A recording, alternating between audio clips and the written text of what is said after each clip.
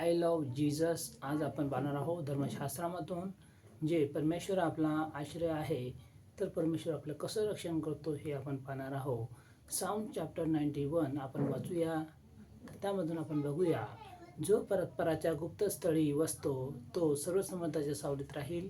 मी परमेश्वराला म्हणतो, तू माझा आश्रय, तू माझा दुर्ग, तू माझा देव, तुझवर मी भाव ठेवितो.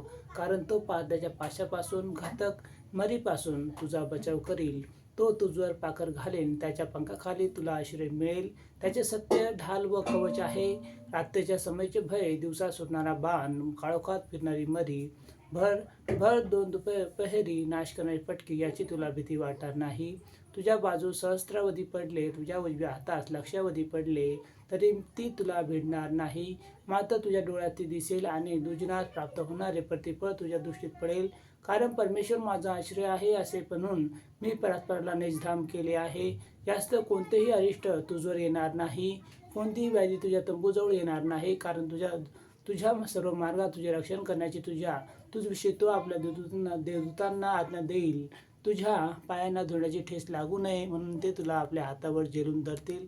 तू सिंह व नाग यावर पाय देऊन चालशील, तरुण सिंह व अजगर यांना तोडून चालशील. त्याचे प्रेम माझ्यावर आहे म्हणून मी त्याला मुक्त करीन. त्याला माझ्या नामाची जाणीव आहे म्हणून मी त्याला उंच स्थळी निर्भर ठेवीन. तो माझा धावा करील आणि मी त्याचे ऐकेन. संकट समय मी त्याच्या जवळ असेल. मी त्याला मुक्त करीन, मी त्याचे गौरव करीन. त्याला दीर्घायुष्य देऊन तृप्त करीन. त्याला मी सिद्ध केलेल्या तारणाचा अनुभव घडवीन.